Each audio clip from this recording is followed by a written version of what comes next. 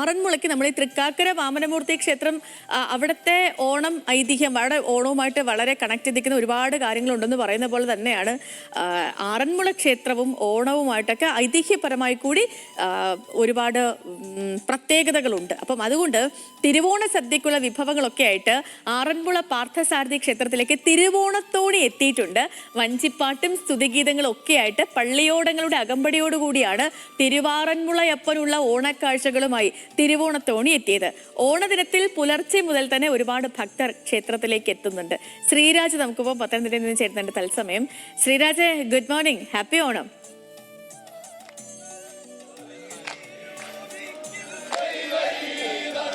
Good morning Sethu, happy Onam.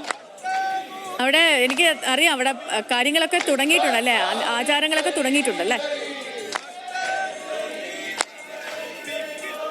തുടങ്ങി രാവിലെ തന്നെ തിരുവോണത്തോണി ആറന്മുള ക്ഷേത്രത്തിലേക്ക് എത്തി.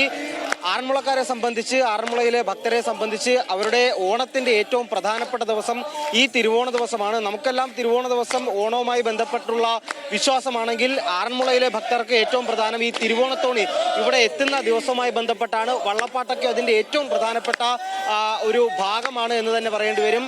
നിലവിൽ ക്ഷേത്രത്തിൽ, ആറന്മുള ക്ഷേത്രത്തിൽ ഈ ഓണ ദിവസം, തിരുവോണ ദിവസം മുഴങ്ങി കേൾക്കുക ഈ വള്ളപ്പാട്ടുകളൊക്കെയാണ്. ആ വള്ളപ്പാട്ട് കൂടി നമുക്കൊന്ന് ഒരല്പം കേട്ടു നോക്കാൻ തോന്നുന്നു.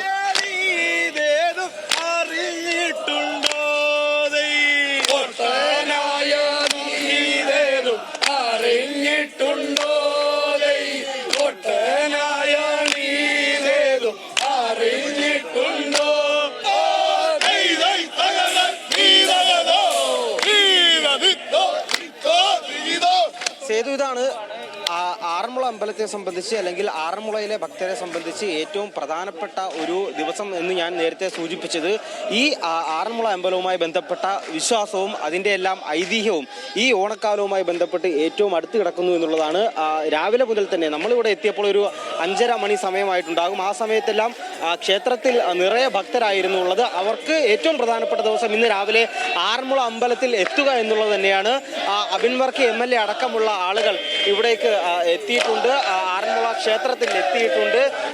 അവരെല്ലാവർക്കും തന്നെ അബിനൊരു പക്ഷേ ആദ്യമായിട്ടായിരിക്കും MLA ആയ ശേഷം ഉള്ള ആദ്യത്തെ ഓണമാണ്. അബിൻ ഇവിടേക്ക് എത്തിയിട്ടുണ്ട്, ആറന്മുള അമ്പലത്തിലേക്ക് എത്തിയിട്ടുണ്ട്. എന്തായാലും ഒരു വലിയ ഒരു വിശ്വാസികളെ സംബന്ധിച്ച് ഏറ്റവും ഒരു പ്രധാനപ്പെട്ട ദിവസമാണ് ഈ ആറന്മുളയിലെ ഈ തിരുവോണത്തോണി ഇവിടേക്ക് എത്തുന്ന ഒരു ദിവസം എന്ന് പറയുന്നത്. എന്തായാലും അവരുടെ വിശ്വാസവുമായി ഏറ്റവും അടുത്ത് കിടക്കുന്ന ഒരു ദിവസം, അവരുടെ ആചാരങ്ങളുമായി ഏറ്റവും അടുത്ത് കിടക്കുന്ന ദിവസം, അവരുടെ ഓണം പൂർത്തിയാവുക ഈ തിരുവോണത്തോണി ഇവിടെ എത്തിയ.